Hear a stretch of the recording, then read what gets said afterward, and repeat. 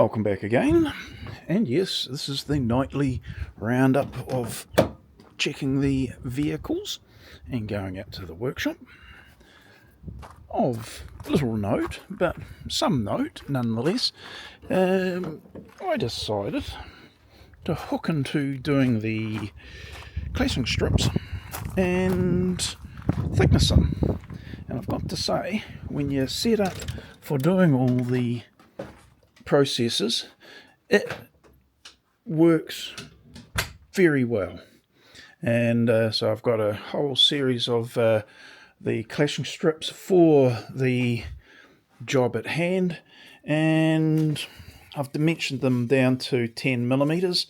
I think they're about 30 mils wide. As I was saying in a previous video, they were clashing strips that were left over from an other job. Hopefully I've done all the clashing that was required on that job, because if I haven't, I'll be making more. I was contemplating actually just clashing everything off in pine. It's readily available, cheap, but I thought, well, I've got these here. This is what I call my rescued wood. So some will have holes in it, and I've got no problem whatsoever having those as clashing strips. Now, I'm not going to deliberately put a clashing strip on with holes if I don't have to, but there are a sufficient number of them. So that one hasn't got the holes all the way through. But what it has got, it's I put a bit of timber through the other day, well, other month actually, and it was my first nick on one of my wee blades, tungsten blades, so carbide blades. So it was like, ugh. Couldn't believe that where the nail was, but nail there was nonetheless. So now I've got one of those little evident. Oh, there you go, little mark on the timber. But you get that. It's going to be easy sanded out. It's not a bad nick at all. So there you go. So yeah, use the thicknesser, set it up. 10 mil, very quite accurate too, I must say. So I'm going to have to mark that at the bottom of the stroke of the wheel. It's that's at 0. Well, that's so 10. So it's got about a 2 millimeter rise for each full revolution. So it's I think, and now I can gauge it. I'll check on the gauge here what it is when I've got my glasses and it's during the day. But one of the things I want to do is actually pack the actual rule off, because at the moment it's quite a distance away from the pointer, and it's really quite subjective where the measurement is being read. You got the parallax or whatever, you just can't line it up. It's quite a ways off. I'm also very seriously thinking about putting a digital digital readout on this, because it would be nice to be able to set it to say 0 or whatever it is. You've seen them.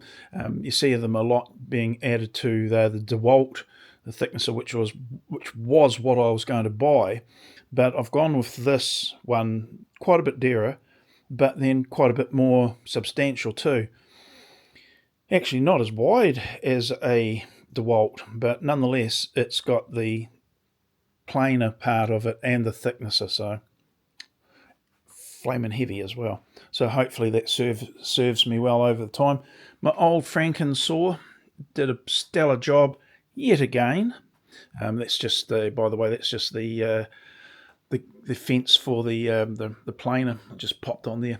So you don't have to pay big money. Go back, take that back. Back in the day, that was an expensive saw, and even though you can get the equivalent now for not bad price, they're just not the same. They're just not. But then my knowledge and expectations have changed a little bit too, and I wouldn't wouldn't mind a proper cabinet saw, but like I'm not going to be paying the money for one of those anytime soon. Thank you very much. That's what this one's for. This is going to be my mini cabinet saw. But to be fair, if, and that's a huge if in capital letters, if that actually works at all well, then why? The thing that I want to use this for, if I even keep it at all, is the tilt. So I can easily tilt and tune in the tilt with that, because I was going to turn my Franken saw into a tilt type setup, but if I don't have to, I'm happy with that. So I'm going to have to find out what speed. I don't even know what size blade this thing's got. To be fair, I don't know whether it's a 10-inch or not. I can't see it in there. Anyway, what does it say? It's got a Bosch 80 tooth. I'm just looking. Ooh, 9 1/4. That's a skill saw size. A 9 1/4 inch blade. Okay. I might in the next few days or weeks grab that out and have a look whether that is actually the size it's supposed to be, or what. Probably is. In that case, to get the best quality blade that I can and pop it in and see how it goes, because some of the blades nowadays are not badly priced and they're pretty darn good, I've got to say. So yeah, so that'll be my mini cabinet saw.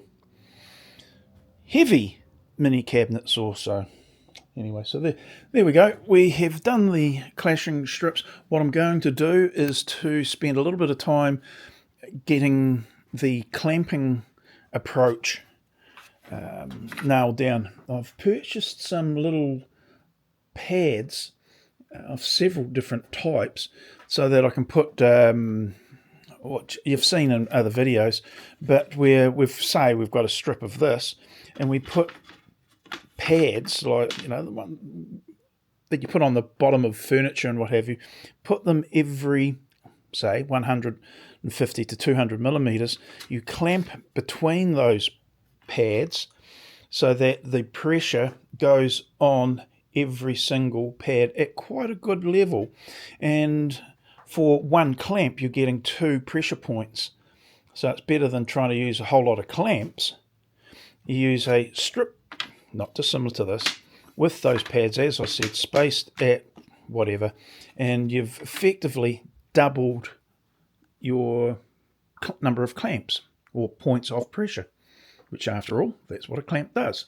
Puts pressure on at a point, and there's some distribution of load out from it, but so too then is it with these wee pads. I've got felt pads and I've got rubber pads. I'm going to see which ones are easy to use, and we'll see how we go. In fact, what I've done on one is just used build up strips of masking tape, and I was using those with metal strips of about 150 to 200 long, putting some strips of masking tape on it, and that was fine. That did quite a good job, but we'll see how we go. Okay, that's it. Just as I said, I've come out here just to do the lockup. A lot of thinking about how I'm going to clash that or what I'm going to do, and the change in plans to perhaps have the central bay open, and for the boxes for the track saw, it can go under the miter saw, and then when I get the other circular saw, it can go in there as well. But on each side, I'll probably put drawers for whatever purpose. So yeah, that's the state of the play as it stands. It actually worked pretty darn well, and it was good just being able to roll the different tools into the areas. This one here, this is a particularly heavy planer, but the rollers that I've got, the casters, while they don't always cast around or fall in the right direction, they work really, really well. Not cheap, but they were good quality, low profile, for height at least, rollers. So quite happy with that. So okay, that's it. In to have a cup of tea. Put the jug on before I came out, so that's what I'm going to do. All right, I'll see you in the next one now. Bye.